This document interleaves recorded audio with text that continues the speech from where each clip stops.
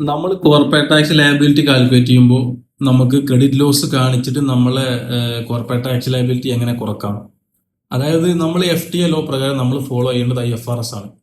IFRS 9 financial instruments. അതായത് നമുക്ക് IFRS 9 പ്രകാരം നമുക്ക് എന്ത് ചെയ്യാൻ പറ്റും, ക്രെഡിറ്റ് ലോസ് ബുക്ക് ചെയ്യാൻ വേണ്ടി പറ്റും. ക്രെഡിറ്റ് ലോസ് ബുക്ക് ചെയ്യുമ്പോൾ നമ്മൾ നോക്കേണ്ടത് മൂന്ന് കാര്യങ്ങളാണ്. നമ്പർ 1 നമ്മളെ ഹിസ്റ്റോറിക്കൽ കസ്റ്റമർ, അതായത് ഹിസ്റ്റോറിക്കൽ ക്രെഡിറ്റ് ലോസ്. നമ്മൾ ഒരു അപ് ടു 3 to 5 ഇയേഴ്സ് നമ്മൾ എത്ര ക്രെഡിറ്റ് ലോസ് ഉണ്ട്, നമ്മളെ കസ്റ്റമർ എത്ര നോൺ പെയ്ഡ് ആയുള്ള കസ്റ്റമേഴ്സ് ഉണ്ട്, എത്ര എമൗണ്ട് ക്രെഡിറ്റ് ലോസ് ഉണ്ട്, നമ്മൾ അതിന്റെ ബേസിൽ നമുക്ക് ബുക്ക് ചെയ്യാൻ വേണ്ടി പറ്റും. അതുപോലെ തന്നെ കറന്റ് ക്ലയന്റ് പേയ്മെന്റ് ബിഹേവിയർ, നമ്മൾ ഇപ്പോഴത്തെ നിലവിലുള്ള ക്ലയൻസിന്റെ പേയ്മെന്റ് ബിഹേവിയർ വെച്ച് നമുക്ക് കാൽക്കുലേറ്റ് ചെയ്യാൻ വേണ്ടി പറ്റും.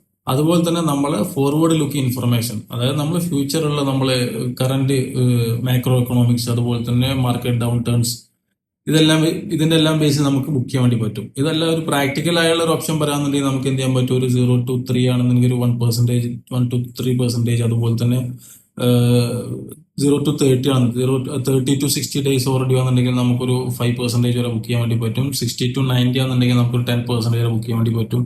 പിന്നെ എബോവ് 90 ആണെന്നുണ്ടെങ്കിൽ നമുക്കൊരു 50% ഓൾറെഡി ആണെന്നുണ്ടെങ്കിൽ നമുക്ക് 50% വരെ ബുക്ക് ചെയ്യാൻ വേണ്ടി പറ്റും. ഇനിയിപ്പോൾ 180ന്റെ എബോവ് ആണെന്നുണ്ടെങ്കിൽ നമുക്ക് 100%ഉം നമുക്ക് ക്രെഡിറ്റ് ലോസ് ആയി ബുക്ക് ചെയ്യാൻ വേണ്ടി പറ്റും. അപ്പൊ ഇതാണ് ഉള്ള കണ്ടീഷൻസ്.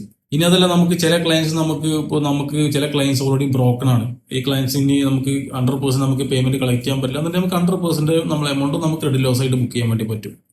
അതുപോലെ തന്നെ FTA വേറെ ലോ കൂടി നമ്മൾ ഫോളോ ചെയ്യേണ്ടതുണ്ട്. അതായത് നമ്മൾ അസറ്റ്സിന്റെ ലയബിലിറ്റീസിന്റെ നമ്മൾ റീവാലുവേഷനും ഇമ്പയർമെന്റും നമ്മൾ മെത്തേഡ് നമ്മൾ ചൂസ് ചെയ്യുമ്പോൾ നമ്മൾ അൺറിയലൈസേഷൻ മെത്തേഡ് നമ്മൾ എലക്ട് ചെയ്യേണ്ടതുണ്ട്. അതായത് നമ്മൾ റിയലൈസേഷൻ മെത്തേഡ് എലക്ട് ചെയ്യാന്നുണ്ടെങ്കിൽ നമ്മൾ ക്യാപിറ്റൽ അസറ്റ്സിന്റെയും ക്യാപിറ്റൽ ലയബിലിറ്റീസിന്റെയും മുകളിൽ മാത്രം നമ്മൾ റിയലൈസേഷൻ മെത്തേഡ് എലക്ട് ചെയ്യാം.